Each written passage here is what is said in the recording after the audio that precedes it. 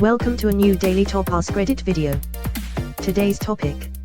Serious, what is the creepiest or most unexplained thing that's happened to you that you still think about to this day?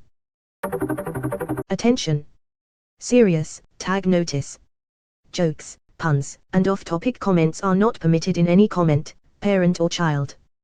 Parent comments that aren't from the target group will be removed, along with their child replies. Report comments that violate these rules. Posts that have few relevant answers within the first hour, and posts that are not appropriate for the serious tag will be removed. Consider doing a NOMA request instead. Thanks for your cooperation and enjoy the discussion. I am a bot, and this action was performed automatically. Please contact the moderators of this subreddit if you have any questions or concerns. Was camping alone in a small one-person tent. All snug and secure in the tent, I went to sleep. Was woken by a clap of thunder at 3 a.m., to discover both the inner and outer tent door was wide open. That was freaky. I've had raccoons open my tent doors before. Probably that. Yup, raccoons are too smart and too mischievous. Man, I love camping, but I don't think I'd ever be able to go camping alone. Even in an RV. I used to camp alone in an RV, and one night I woke up to my cat just screaming like someone was killing him, which didn't make sense. There's no way someone could get inside without waking me up, but it was the first thing that came to mind. I looked around for him and finally found him behind the curtain on the dashboard, and outside there was a cat wandering through the campground. That's what got him going. It took me a while to get back to sleep that night. I was living in Boston. I woke up at 3 a.m. or so by my cat jumping up on my bed and curling in between my calf muscles and going to sleep. My cat would do this every night since I was 5 years old.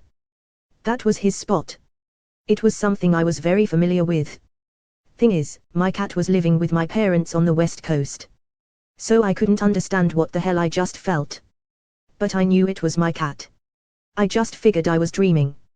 Got a call from my parents the following morning that my cat died around midnight the previous night.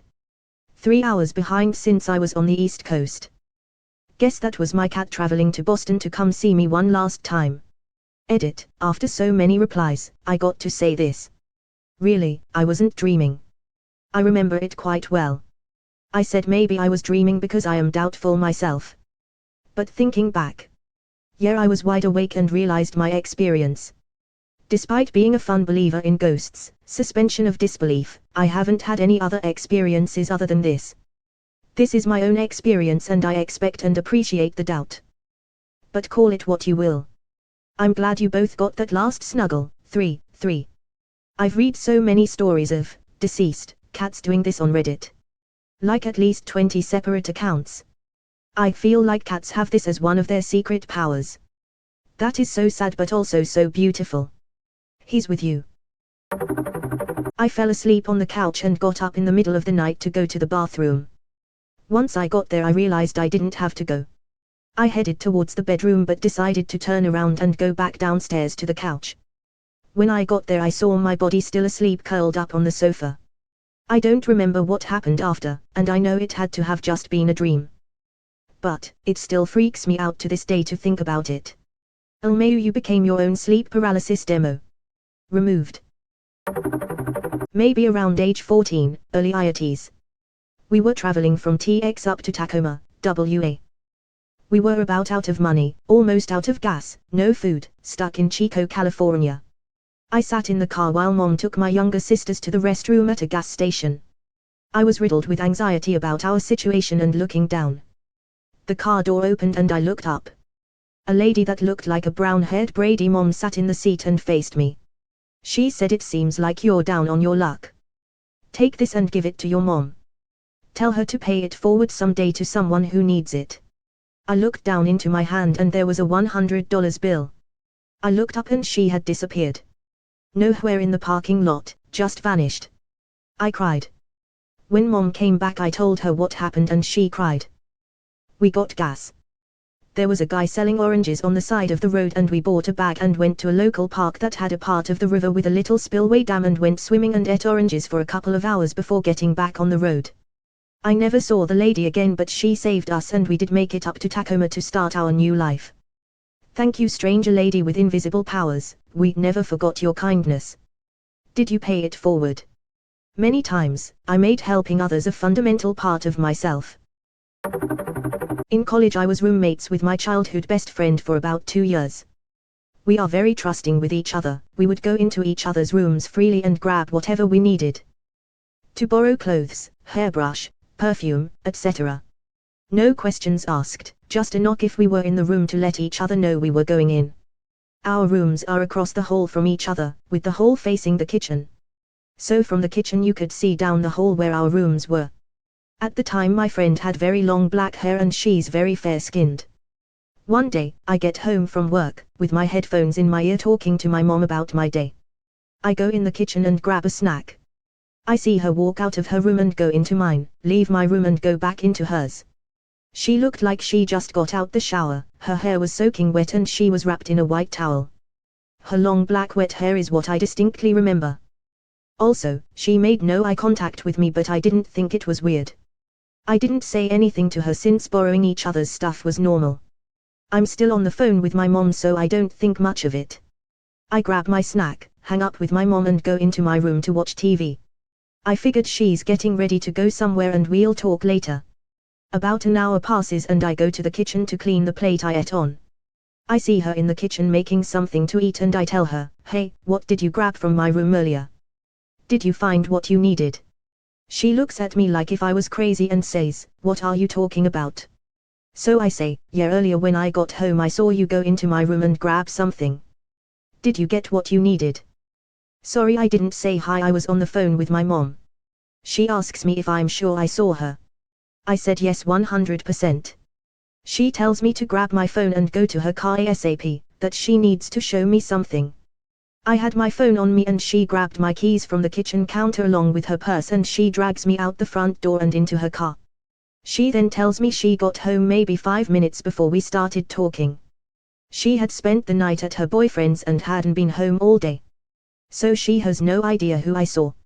I'll never forget the look on her face when she told me this. Complete fear and panic. She called the cops and they came along with the apartment manager. They checked the whole apartment and found no one. Nothing amiss. And they were in there while checking every nook and cranny. The manager got maintenance to change our locks and gave us new keys that day. My friend then tells me that for a week she'd been hearing noises from her bathroom like bottles moving, and when she went to check she found nothing. I have no idea who I saw going in and out of our rooms, but it looked exactly like my friend. I don't drink or do drugs. Not on meds. This was in 2014 and I still freak out when I think about it. Good for your friend actually taking action. Because it's a creepy /unexplained thread, the immediate thought is ghost or something, but the fact that she paid attention to the noises and made sure there wasn't someone actually in the apartment is good thinking. Her friend is the opposite of a horror movie trope lol, instead of checking to see if the person was there she dipped and called the cops. You both handled that very well. She thought fast on her feet and got you both out of there, you went without making a deal out of it. Anyone who might have been inside the place wouldn't have been suspicious. Yes. My mind went paranormal and she was so rational and quick thinking. She said she just felt like we were in danger and we needed to get out of there. I once woke up in a tent in the middle of the night while camping in the Upper Peninsula with my friends. I heard this dude shouting and screaming about a bear, telling it to F***ck off and stuff.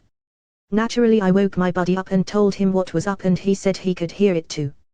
We got out of our tent and searched for almost an hour around the campsite and found nothing, then proceeded to find a Red Wings hat that was neither of ours.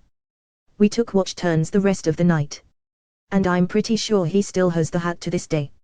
Note, up is a term used by people familiar with Michigan as the Upper Peninsula, the arrow-looky thing above the mitten. I once woke up in a tent in the middle of the night.